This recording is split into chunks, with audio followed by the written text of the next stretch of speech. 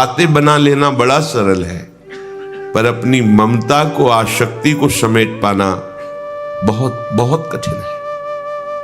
कोई बिरला साधक ऐसा होता है जो अपने लक्ष्य की तरफ रखता है, भगवान सामने, सदगुरुदेव सामने, पर ये दुष्ट इंद्रियां और मन जगत को ही पाना चाहते हैं, जगत को ही भोगना चाहते हैं, जगत को ही देखना चाहते हैं। कैसी मलिनता! इसलिए भक्त्या युक्तः, बातें केवल कर लेना थोड़ी होता कि हमें भगवत प्राप्ति करनी। भगवत प्राप्ति करनी है तो इसके मूल में सारी बात आ गई कि अब मुझे और कुछ चाह नहीं रखनी, और कोई कामना की पूर्ति नहीं करनी, और किसी से अपनापन नहीं रखना, मुझे प्रभु चाहिए। ये सावधान हो जाइए, आप एकांत में भी भगवान के सामने हैं, आपको हमारे श्यामा श्याम देख रहे हैं। ऐसी भावना से हर समय सजग रहोगे तो पापाचरण बंद हो जाएंगे। जिनकी इच्छा एकमात्र भगवत प्राप्ति की है, यदि छंतो, तो उनको क्या करना होगा? ब्रह्मचर्यम चरंती, ब्रह्मचर्य का पालन करना होगा। प्रत्येक इंद्रियों का निर्विषय हो जाना वास्तविक ब्रह्मचर्य है। केवल जनेंद्रिय से ही ब्रह्मचर्य को नहीं लेते, हमारी प्रत्येक इंद्रिय भोगों से रहित होकर भगवत अनुराग में, नेत्र प्रभु को देखना चाहते हैं, त्वगेंद्री प्रभु को स्पर्श करना चाहती है, घ्राणेंद्री प्रभु के श्री अंग की गंध पाना चाहती है, श्रवणेंद्री प्रभु के वचन सुनना चाहती है। एक एक इंद्रिय अपने प्रभु में लग गई, अंतर्मुख हो गई, बाहर विषयों का त्याग हो गया। इसे ब्रह्मचर्य कहते हैं। पर प्रारंभिक ब्रह्मचर्य में जनेंद्रिय का ब्रह्मचर्य अत्यंत आवश्यक है। यदि जनेंद्रिय जन्य व्यभिचार दोष से युक्त है तो कदापि उसे भगवत प्राप्ति नहीं हो सकती। शुभ गति व्यभिचारी शुभ गति चाहे असंभव। और भगवत मार्ग में सबसे बड़ा दुश्मन यही व्यभिचार दोष है, काम। इसी से हमारा हृदय मलिन होता रहता है, अंधा बटे और पड़ा चबाए वाली दशा रहती। हमें 50 वर्ष हो गए, अरे 50 जन्म हो जाए, तुम व्यभिचार करो, गंदी बातें करो, गंदे चिंतन करो, सो समय व्यतीत कर, अनंत जन्म व्यतीत हो गए, भगवत प्राप्ति हुई क्या? 50 वर्ष से भगवत प्राप्ति हो जाएगी क्या? 5 मिनट काफी है भगवत प्राप्ति में, एक बार नाम काफी है। वो स्थिति तो लाओ। बार बार बहिर्मुख वृत्तियों के द्वारा विषयों में सुख बुद्धि कर लेने से हमारा सारा का सारा अध्यात्म चिंतन बदलता रहता है, इसलिए लाभ नहीं मिल पाता, एक रस चिंतन नहीं रह पाता। बार बार विक्षेपी विषय करते रहते हो, हम सहते रहते हैं और भोगते रहते हैं। एक बार तो हिम्मत करके उठो, अवलो नशानी अब ना नशई हो, एक बार तो दृढ़ बनो। बस मन के अनुकूल चलने की बात को तुम्हें रोकना होगा, तभी तुम्हारे अंदर यदि छंतो, ऐसी इच्छा जागृत होगी। पक्का पक्का ऐसा ही है। जब हम किसी विषय के वेग को सहते हैं, विषय नहीं भोगते, तो मन बहुत जलाता है। उस जलन में फिर एक ही बात होती है, बस भगवत प्राप्ति हो जाए, झंझट खत्म हो जाए। कब तक हम इसमें चलेंगे? एक बार भगवत, वो जलन हमको भगवत प्राप्ति की इच्छा प्रकट करती है। अपने लोग क्या करते हैं? जलन को मिटाने की कोशिश करने लगते हैं, तो भगवत प्राप्ति की इच्छा क्या, भोग प्राप्ति की तृष्णा जागृत हो जाती है। भोगे हुए भोगों को बार बार भोगने की इच्छा का नाम तृष्णा है। बाहर और भीतर से कोई सहयोगी नहीं, जल रहा है उपासक, तब रास्ता निकलता है भगवत प्राप्ति का, तब इच्छा प्रकट होती। अब नहीं, बहुत जल लिया, अब तो केवल प्रियाजू के समीप जाना है, अब तो प्रभु के सानिध्य में रहना है, नहीं इन भोगों की जलन में जलना है। पर यहां तक पहुंचने के लिए जलना होगा, तभी लिखा सहित सहित बाढ़े भगति तास्तिति क्षस्व भारत, क्योंकि आगमा पाइनो अनित्यास, ये नाशवान काम क्रोध आदि तुम्हें प्रेरित करेंगे, तुम इनके वेगों को सह जाओ, ये स्थायी नहीं है। आगमा पाइनो है, आने जाने वाले हैं, और ये सहन करने से नष्ट होते हैं, भोगने से बढ़ते हैं। यदि छंतो, अगर भगवत प्राप्ति की इच्छा है तो ब्रह्मचर्यम चरंती, ब्रह्मचर्य का पालन करना ही होगा, इसमें कोई गुंजाइश नहीं, क्योंकि आप चल ही नहीं सकते। ध्यान से सुन लो, ये मनोरंजन का मार्ग नहीं है, इसमें मन ही मार तनहारिक वृंदावन में गाज, इसमें मन मारना होगा। प्रायः ये मन को दुलार करने वाले लोग कभी भाग्य से सत्संग में भी आ जाते हैं, कभी श्री विग्रह के दर्शन करने भी मंदिर पहुंच जाते हैं, कभी तीर्थ याटन भी करते हैं, पर इनका कोई लक्ष्य नहीं होता। आज सुन लिया सत्संग, बढ़िया है, लक्ष्य नहीं होता। यहां लक्ष्य वालों की बात हो रही। यदि छंतो, यदि तुम्हारी ऐसी इच्छा जागृत हो रही किसी जन्म में भगवत प्राप्ति करनी, तो ब्रह्मचर्यम चरंती, आप सच्ची मानिए, जिसके निकालने में तुमको सुख की अनुभूति हो रही, उसको रोकने में कितनी सुख की अनुभूति होगी। उन्मत्त हो जाओगे, बहुत जल्दी आपके सारे के सारे करण भगवदाकार होने लगेंगे यदि आप ब्रह्मचर्य का पालन करेंगे। शरीर स्वस्थ, हल्का, मन प्रसन्न, नींद आदि पर विजय, कितने गुण ही गुण। और ब्रह्मचर्यहीन आलस्य, प्रमाद, भोगों का चिंतन, मन का डिप्रेशन में पहुंचना, कमर में दर्द, टांगों में दर्द, सर में दर्द, घबराहट होना, बिना किसी कारण के मन भयभीत हो रहा है, भोजन अपच हो रहा है, बिना किसी प्रक्रिया के वीर्य नाश हो रहा है, बिना किसी प्रक्रिया के। काहे को मृत्यु स्वयं स्वीकार कर रहे हो, ये मृत्यु है। चाहे भगवान दत्तात्रेय जी बोल रहे हैं या भगवान कपिल देव जी बोल रहे हो, जब उपासक को संबोधन करते हैं भगवत प्राप्ति के लिए, तो कहते हैं कि इस भोग वृत्ति को साक्षात मृत्यु रूप देखो, ये मृत्यु है तुम्हारी।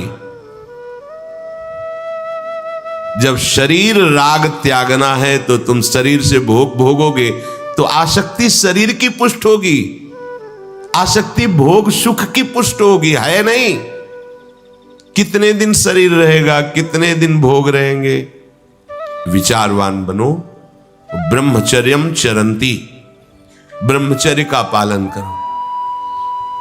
उपासक जो ब्रह्मचारी होता है उसका खिला हुआ चेहरा रहता है, जैसे कमल खिला हुआ, बिना किसी कारण के उसकी मुख मुद्रा में प्रसन्नता होती है। जो ब्रह्मचर्यहीन होता है बुझा हुआ चेहरा होता है, तेजहीन, बिना किसी कारण के वो शोकग्रस्त लगता है। बैठा है, आपको लग रहा है शांत है, लेकिन आप चेहरे को देखो, वो एक शोकग्रस्त है, कुम्हलाया हुआ चेहरा, अशांत चेहरा। मुख प्रसन्न, तन तेज विराजा, यह है ब्रह्मचर्यम चरंती, भगवत आराधन संपन्न उपासक का। जैसे आग में पैर रखते हुए कोई चले तो कैसे चलेगा, ऐसे ही ब्रह्मचारी की पहचान है। इतनी स्फूर्ति उसके अंदर होती, जैसे आग में चलने वाला पूरा पैर नहीं रख पाएगा, अगला कदम रख देगा क्योंकि ताप लग रहा है, ऐसे उसकी स्फूर्ति होती पैरों में।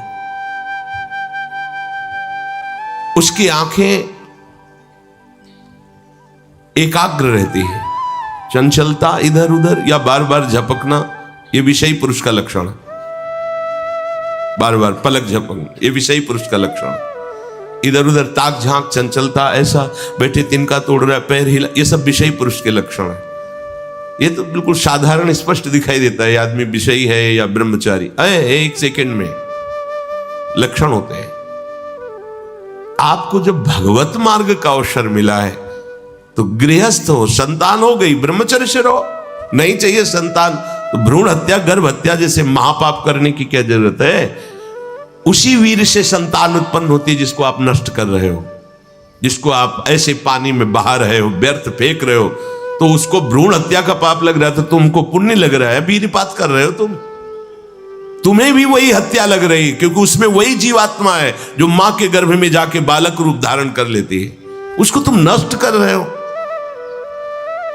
और बुद्धि भ्रष्ट हो गई है, समझ में नहीं आता, व्यर्थ में वीरपात करते हो, व्यर्थ में।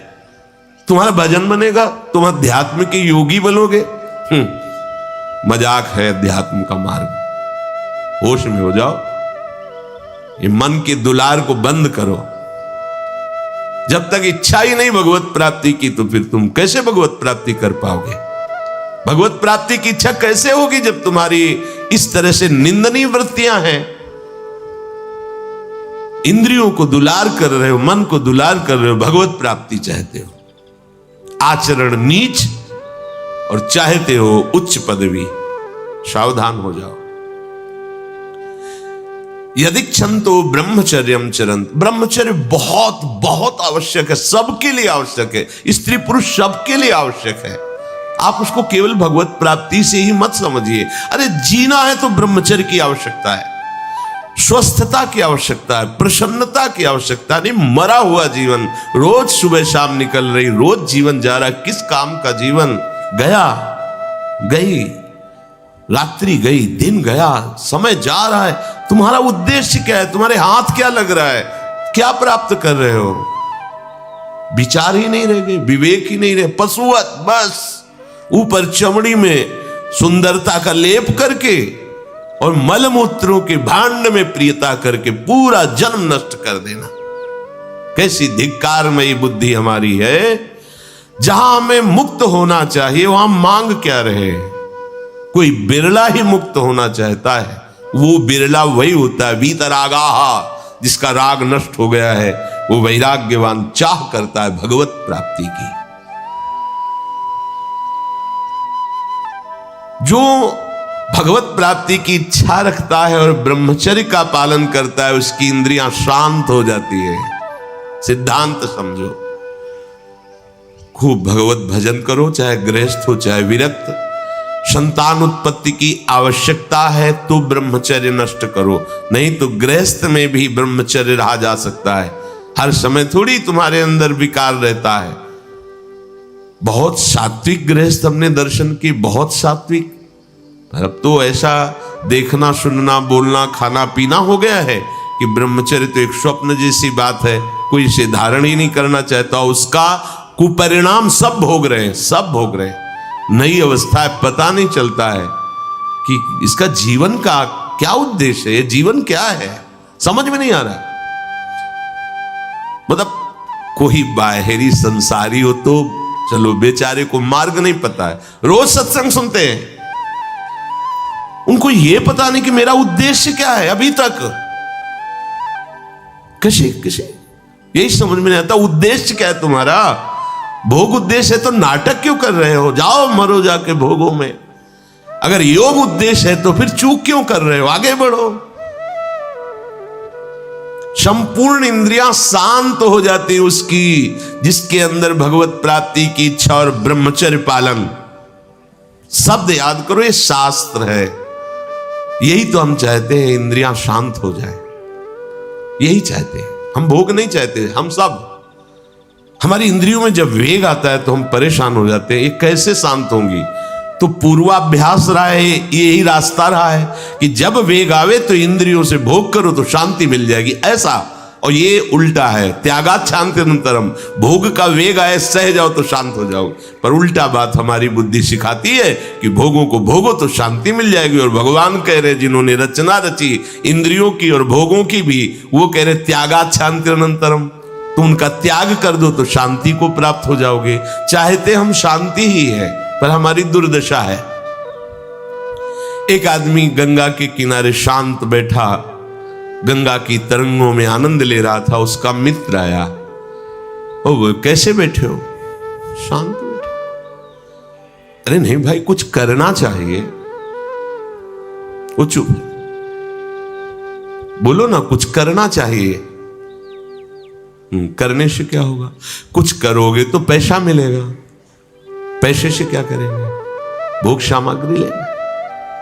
भोग सामग्री से क्या करेंगे? भोगेंगे। भोगने से क्या होगा? शांत हो जाएंगे। बोले तुम्हारी गलत बात है, भोगों से शांति तो प्राप्त नहीं होती। मैं अभी शांत बैठा हूं और तुम मुझे अशांति की प्रेरणा दे रहे हो कि कुछ करो, धन मिलेगा, उससे भोग मिलेगा और भोग के बाद शांति मिलेगी। ऐसा कभी हो ही नहीं सकता। भोगों के भोगने से अशांति और तृष्णा पैदा होती है।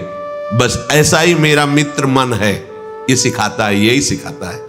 हम शांत बैठना चाहते, ये मुझे अशांति के मार्ग में लेकर शांति दिखा रहा है। संभालो, संभालो। सबसे चूक हो सकती है, चूक को संभाल ले वही साधक है। अगर चूक ना हो तो साधक थोड़ी हो, तो सिद्ध है।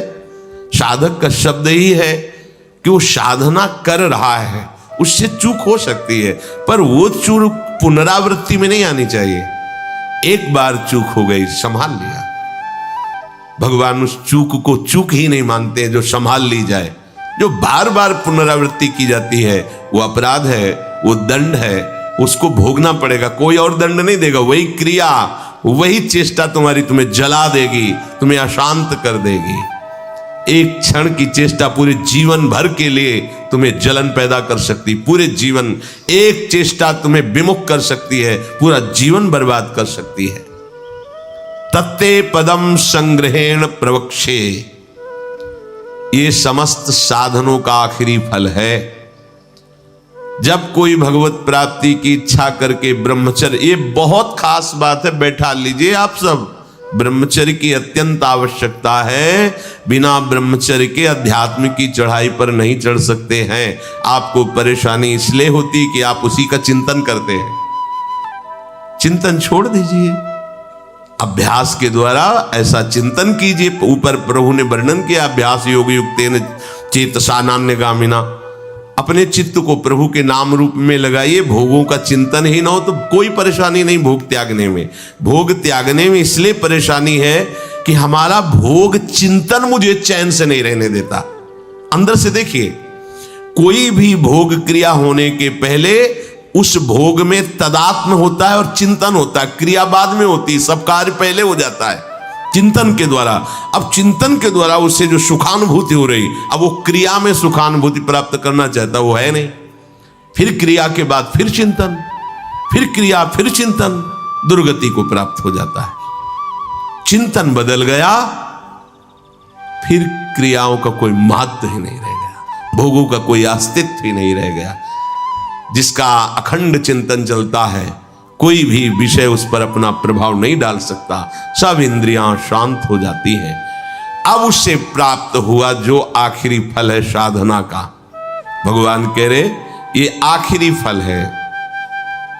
पदम संग्रहेण प्रवक्षये, वो उस परम पद में प्रवेश कर जाता है। परम पद में अच्छी तरह से उसका प्रवेश हो जाता है, अर्थात फिर कभी नहीं लौटता है। उसे परम पद कहते हैं। पापाचरण बंद होते ही हृदय प्रभु की तरफ भाग पड़ेगा। प्रभु की तरफ भागना क्या है? प्रतिक्षण उनका गाढ़ चिंतन। फिर किसी सुख की तुम्हें आकांक्षा नहीं करनी पड़ेगी। किसी सुख का तुम्हें अभाव नहीं लगेगा। ये परलोक सकल सुख पावत, मेरी सो भैया कृष्ण गुण संचु। तुम्हें मेरी शपथ है, तुम कृष्ण के गुणों का गायन करो, कृष्ण नाम रटो, कृष्ण रूप ध्यान करो। इसका फल होगा प्रियाजू के चरणों में प्रीति। जिसका गोरे चरणारविंद से संबंध है, यह परलोक किसी भी सुख की चाह ही नहीं रह जाती। प्रभु करुणा करके कह रहे हैं, वही आचार्य है। मेरी कसम, तुम कृष्ण के गुणों का संचय करो, तुम्हें इस लोक परलोक में सब सुख मिल जाएंगे। कोई अभिलाषा अधूरी नहीं रह जाएगी। पर भक्त्या युक्त अन्य संबंध, अन्य महत्व बुद्धि ये कलंक है हमारी भक्ति में, नहीं समझ रहे। चाहते हैं सुख, चेष्टाएं और चिंतन, दुखालयम अशाश्वतम। कैसे मिलेगा? चाहते हो अविनाशी पद और भोग दृष्टि रखते हो विनाशी की, प्रियता रखते हो विनाशी की, गाढ़ चिंतन करते हो विनाशी भोगों का, कैसे अविनाशी पद का अधिकार प्राप्त होगा? अरे तुम्हारा स्वरूप ही अविनाशी है, विस्मृत होकर भोगों में लगने से ही ये तुम्हारी दुर्दशा हुई है। भक्त्या युक्ता, अपने हृदय को भक्ति से युक्त करो। आराध्य देव के सिवा और कहीं चिंतन न जाए। अभ्यास योग युक्तेनो चेतसा नान्यगामिना। स्पष्ट कह रहे हैं प्रभु, परमं पुरुषम दिव्यम याति पार्थान चिंते। निश्चित परम पुरुष दिव्य, उस परमात्मा की तुम्हें अनुभूति होगी, उसका साक्षात्कार हो जाएगा। यदक्षरम वेद विदो वदन्ति विशन्ति यद्यतयो वीतरागाः यदिच्छन्तो ब्रह्मचर्यं चरन्ति तत्ते पदम संग्रहेण प्रवक्ष्ये। प्रभु कह रहे हैं, वेद और वेद वेत्ता ब्रह्म ऋषि, जिसको अक्षर कहते हैं, वीतराग यति जिसको प्राप्त करते हैं, वीतराग जिनका राग खत्म हो चुका है, अर्थात सुदृढ़ वैराग्यवान, जिसकी प्राप्ति की इच्छा करते हुए जो ब्रह्मचर्य का पालन करते हैं, वो परम पद में तेरे लिए संक्षेप में वर्णन करता हूं। श्री भगवान कह रहे हैं, वेद विदः यदक्षरम वेद विदो वदन्ति। वेदों को जानने वाले ब्रह्म ऋषियों ने जिस अक्षर परमात्मा का, प्रभु का अक्षर, जिसका कभी नाश नहीं होता, क्षर माने होता है नाश, अक्षर जिसका कभी नाश नहीं होता, जो सदा सदैव एक रूप रहता है, एक रस रहता है, अक्षरम ब्रह्म परमम विशन्ति यद्य तयो वीतरागाः। ध्यान दीजिए, इस परमात्म तत्व को वही प्राप्त कर पाता है जिसका राग बीत गया है, खत्म हो गया है, वैराग्यवान। ज्यादा परिश्रम नहीं है वैराग्य में, विवेक नहीं होने के कारण हम वैराग्य नहीं धारण कर पाते। हम बाहरी बातों को वैराग्य ले लेते हैं, ऐसा कपड़ा बदल लेना या कपड़ा ना पहनना या लौकी का कमंडल, मिट्टी का पात्र, तो हम अपने को वैरागी। बात यहां नहीं रुकेगी। वैराग्य का इतना ही मतलब नहीं, ये भी एक बाह्य अंग है वैराग्य का, पर वैराग्य का सच्चा स्वरूप है वीतरागाः। कहीं कुछ भी अच्छा नहीं लग रहा, कोई भी सुख आकर्षित नहीं कर रहा, लोक लोकांतर की प्रतिष्ठा, मान, सुख, ऐश्वर्य, व्यक्ति, कुछ अच्छा नहीं, राग खत्म हो गया। ऐसा उस अक्षर ब्रह्म को, अविनाशी तत्व को जान पाता है। जगते भयो फिरे बैरागी।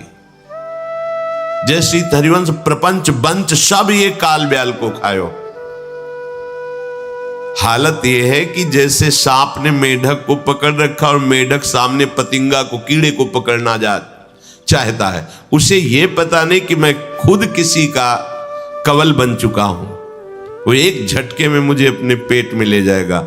ऐसे ही हम सब हैं, काल के द्वारा ग्रसित है। काल ने हमें पकड़ रखा है, पर हम भोग भोगना चाहते हैं, हम नाना प्रकार की मान प्रतिष्ठा पाना चाहिए। ये पता नहीं एक झटके में हमारा अस्तित्व ही खत्म हो जाएगा। जिनके अंतःकरण में किसी भी व्यक्ति, वस्तु, स्थान, पद, प्रतिष्ठा का राग ही नहीं रह गया है, उसे कहते हैं वैराग्य वान। वीतरागाह, राग ही नहीं है। जिनका अंतःकरण निष्पाप निर्मल हो चुका है, जिनके हृदय में केवल भगवत प्राप्ति की उत्कट लालसा जागृत हो गई है, ऐसा साधन संपन्न उपासक परमात्म तत्व में प्रवेश पाता है। सर्वद्वाराणि संयम्य मनोहृदि निरुध्य च मूर्धन्याधायात्मनः प्राण मास्थितो योग धारणम् ओमित्येकाक्षरं ब्रह्म व्याहरन् मामनुस्मरन् यह प्रयाति त्यजन् देहं सयाति परमां गतिम। श्री भगवान कह रहे, जब वो ब्रह्मचर्य से भगवत प्राप्ति की इच्छा करके चित्त से निरंतर मेरा चिंतन करता है तो इंद्रियां शांत हो जाती हैं। इंद्रियों के संपूर्ण द्वारों को रोक दिया। आंखें खुली हैं या बंद, केवल नाम दिखाई दे रहा है या मंत्र दिखाई दे रहा है, या मंत्र अधिष्ठात्र देवता श्यामा श्याम दिखाई दे रहे हैं। ये आंख बंद करके ध्यान लगाना कमजोरी है, क्योंकि अभी उसे बाहर कुछ और दिख और अंदर कुछ और। इसलिए जब बाहर भीतर एक बात हो जाती है तो आंख खुली रहे तो भी नहीं दिखाई दे रहा और कुछ, वो आंख बंद रहे तो कोई समस्या नहीं। खुली और बंद केवल पलकों का भेद है। अंतर के चिंतन का चिंतनीय तत्व उसकी दृष्टि के सामने होता है। इंद्रियों के संपूर्ण द्वारों को रोक लिया, बड़ा कठिन है, देख लो, बहुत कठिन है। फिर मन को हृदय में निरुद्ध कर दिया। हृदय के सिवा मन जा ही नहीं, कोई वस्तु व्यक्ति स्थान का कोई चिंतन नहीं, मन अमना। प्राणों को सूक्ष्म करके मस्तक पर चढ़ा लिया, इसे योग धारणा कहते हैं। और फिर इस समय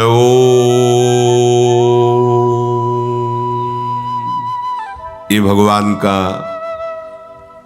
नाम है ओम, ये ब्रह्म स्वरूप है। इसी से वेदों का प्रादुर्भाव हुआ है।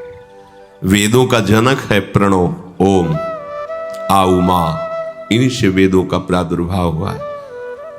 बड़ी महिमा है ओम की। उद्गीत, एक अक्षर ब्रह्म का मानसिक चिंतन करते हुए माम अनुस्मर, मेरा स्मरण करते हुए वो जब शरीर छोड़ता है तो सीधे परम गति को प्राप्त होता है। आप घबरा जाएंगे नहीं? घबरा जाएंगे ना ये बात सुन के? समस्त इंद्रियों को रोककर मन को हृदय में निरुद्ध करके प्राणों को इतना सूक्ष्म कर लिया है कि ब्रह्मरंध्र में स्थापित कर दिया, और ओम उच्चारण करते ब्रह्मरंध्र फटा, परम गति को प्राप्त हुआ। ये है शुद्ध परम योगी की गति। इसलिए महाप्रभु हरिवंश चंद्र जो बिल्कुल सरल बात कह रहे हैं और उसके साथ साक्षी भी दे रहे हैं कि ये मैं ही नहीं कह रहा हूं, ये बड़े बड़े महापुरुष कह रहे हैं।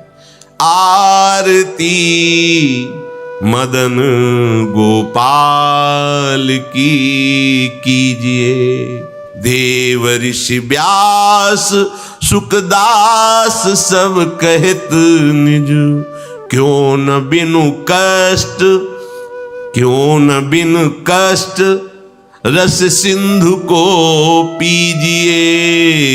आरती मदन गोपाल की कीजिए, आरती मदन गोपाल की कीजिए।